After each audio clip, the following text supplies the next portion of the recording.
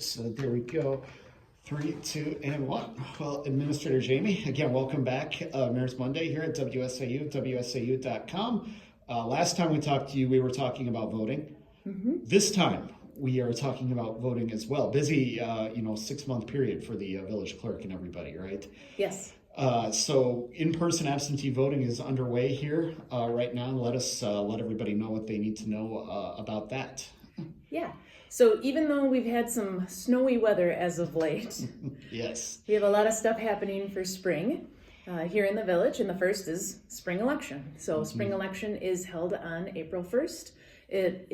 Polls are open from 7 a.m. to 8 p.m., but we do have in-person absentee happening now. So next week, for March 24th through the 27th, we'll have in-person absentee available from 8:30 a.m. to 4 p.m. here at the Municipal Center. And then on Friday, the 28th, it's available from 8:30 a.m. to 5 p.m. And then I always like to just do a friendly reminder that there's no in-person absentee the day before the election. Yep. So no in-person absentee on Friday, March 31st, because polls then open on the 1st from 7 to 8. Yes, indeed. And it's the exact same process that anybody would expect when they come here, just maybe a couple extra signatures, right? Yes, because you sign your envelope, your absentee envelope. But if you are busy on the 1st, and this is a great alternative that you can utilize, and the hours, if you wanted to stop through the lunch break, it's available here at the Municipal Center. And how has the in-person absentee been going for about the first, or about a week into it now? Everything been going smooth? Been going very smooth, yes. And we do have Saturday hours that we will offer. This will air the Monday after those hours, but we do also have Saturday hours available. So we try to make it as convenient for people as possible. Yeah, indeed. And I guess voter turnout, we all know last time 90% in Marathon County. What are you expecting for the spring election? Yeah, we're still expecting pretty high turnout for this spring. There is a lot on the ballot. There's the state superintendent of schools, the state Supreme Court race, then your local elections, and the referendum question. So we're still expecting a pretty significant turnout. I don't know about 90% again, but right. Pretty significant. Yeah, I don't know that we will top that for a non-presidential election, but still great to see everybody getting out and participating, because obviously democracy is something that nobody should take for granted, right? Yes, we love to see residents come out in droves. We're prepared for it. We're excited for it. The election inspectors are excited for it. We prepare for them all year long. So we're just, both the clerk and I and everyone here, we really like elections. We feel really passionate about them. Absolutely. So. And like I say, in my job in news, I've seen too many coin flips. I've seen a drawing of playing cards. Whoever got the highest playing card won the seat. I've seen a drawing of lots, and I've seen a drawing of straws. So I've seen way too many of those. Every election, every time, no excuses. Make your plan, right? Yes, yeah. And I know with other things with spring, everybody wants to get out and check out the parks. You're working on park plans right now as well, too. Yes. So some park projects that we have going on at Yellowbanks Park, which is located on Northwestern Avenue. We have a handicap accessible kayak, dock, and launch going in this year. So we were successful in getting a stewardship grant from the DNR, and then staff have been working really hard, and they've gotten 3 subsequent grants to help the match of that stewardship grant. So we will have that launch go in this summer. That will also include a driveway and a parking lot, and then the pathway down to the water. That's our 3rd kayak launch that we'll have here in the village, but just a really exciting project that'll be available this year on the Eau Claire River. In addition to that, the Prohaska Family Memorial Park is now open. That park is 80 plus acres. It's located on the corner of Weston Avenue and Ryan Street. 7403 Ryan Street is the address. That's where you would locate for the parking lot area. But 80 plus acres available for silent sports, hiking, walking, biking, fishing. The village trustees just approved fishing at their last meeting at the lakes, the ponds that are located on that property. So go check it out. It's a cool spot, has a lot of great natural features to it. And a good spot for a run, too, I would imagine, or eventually maybe, right? Maybe eventually. Right now we do have paths cut in. There is a map of where the paths are cut in on our website under the Parks Department. But it's silent sports, right? So but it's a really cool natural space to check out in our area. And is it one of those spaces where you kind of go into it and you can't believe you're in the middle of a developed area? I mean, I live right by Marathon Park, and that's what I think all the time when I go and make a nice run or a walk through Marathon Park. I kind of think, wait a minute, I'm in the middle of a city here. So yeah.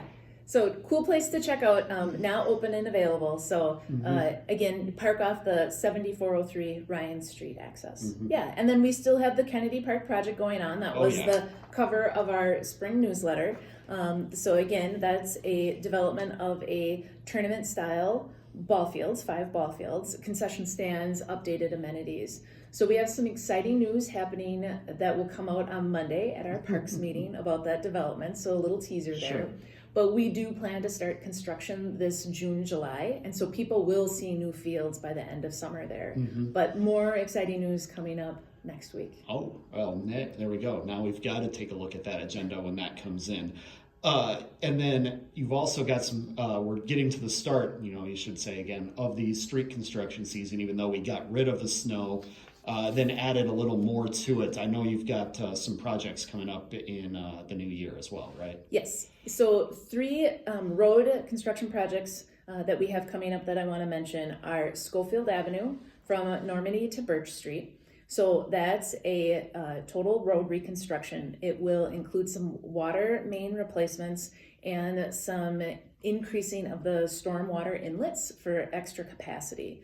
There'll also be an update to all of the signal intersections there and the landscaping along that corridor. So there'll be some public information sessions that are held. That bid was just awarded on Monday night at the board meeting. So there's a really nice packet of information also if you go to the March 17th Board of Trustees meeting about that project. But that's a big corridor for us, a lot of development along that corridor. So it's going to see that refresh this year and that updated roadway. Traffic access will be maintained, but it's still construction, right? So maybe some slowdowns that will be happening in that area, or lane travel back and forth. But that's one big one that's we're excited about. The other one is the final phase of the Weston Avenue reconstruction. So we've had that in 3 phases. It's the last segment that'll be completed. That's between Von Kennel and Ryan Street this year. That bid was actually awarded last year to Integrity because it was a 2-year process to get from County Road X to Ryan Street completed.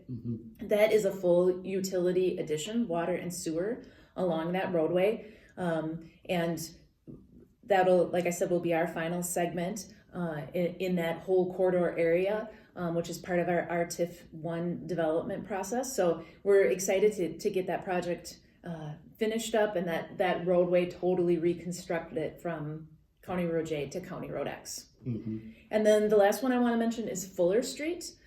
So a lot of residential development off of Fuller Street, both to the east and to the west. That road will be reconstructed this year.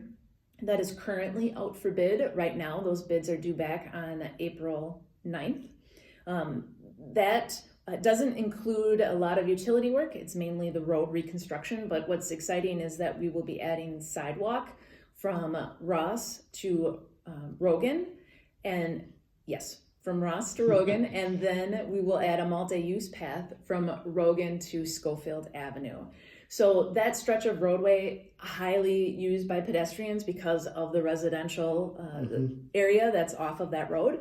And it's kind of sandwiched in between our Eau Claire River Trail and the Mountain Bay Trail.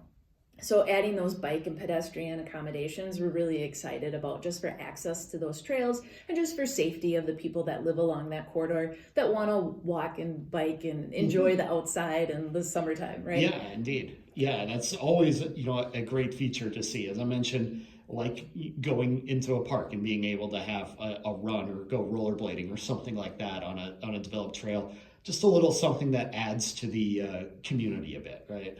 Yeah. And it's a particularly good time for those pedestrian accommodations to be added because we were awarded a TAP grant, a Transportation Alternative Project grant, to do a bike and pedestrian master plan for the village. So that contract was awarded last month to HKGI and RA Smith to do that master plan for us. And it's a good time frame also because this next year will be our 10 years for our comprehensive plan, and so we will be revisiting that all of the comprehensive plan items, and we can roll in our visions for bike and pedestrian into that comprehensive plan. Yeah, and I know that's something that a lot of communities like to really kind of beef up. I know Stevens Point, obviously you've got the Green Circle Trail down there. You can in Wisconsin Rapids, I believe you can go some 20 miles without having to cross a major intersection on their path. So is that something that maybe we could see here in the village over the next, few years?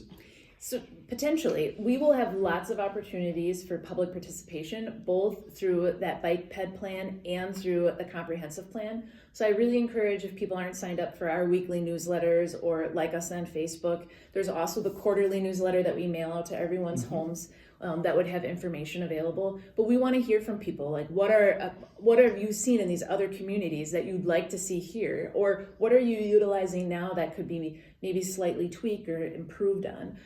We hear a lot of positive comments about the Eau Claire River Trail, just about the way that the natural beauty and the walk along the waterway. So are there other opportunities or expanding those opportunities? We really want to hear from the residents when those things happen. So please be on the lookout to give the input on those. And that can be anything from, connect these two trails to, we need a few more doggy doo-doo stations somewhere along the river because we like to take our dogs out and walk in that area. And that's any little detail along those trails you're looking for feedback on, right? Yeah. Even interactive signage or how do you find the trails? So we will have, like I said, lots of opportunities for public input on those, but it's just a good time to be focusing on all of those plans, and then it's nice that they all work together in kind of a long-term vision for the community. Absolutely. And last thing before we let you go, no, it's almost summertime, and that means things like farmers market, other activities are going to be starting up here pretty soon, right? Yes. So it is our 20th season for the farmers market this year. That's very exciting. So, and it starts on Saturday, May 3rd.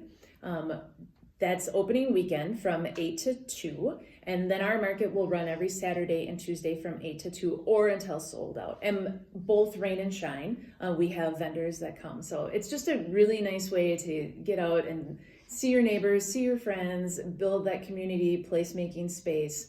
And in addition to being our 20th season and on that weekend, that's also our village-wide rummage sale. So we do a nice feature here in the village. If you're having a rummage sale, you can go on our website under community and rummage sale, and you can type in your address and a little bit about what your sale has to offer, and then we map it. So you can print off the map, you can go to the farmer's market and pick up some stuff, maybe some snacks. Absolutely. And then do visit the sales that you want to visit. And if by chance you can't, because of other plans, can't host your garage sale that day or that weekend, you can go on through the summer and put in your sale, and we'll continue to map those so residents have access to know what's happening in the community. So it's just a nice feature. Absolutely. Well, we always appreciate the time, Jami. Look forward to chatting again in the future. Yeah, thank you.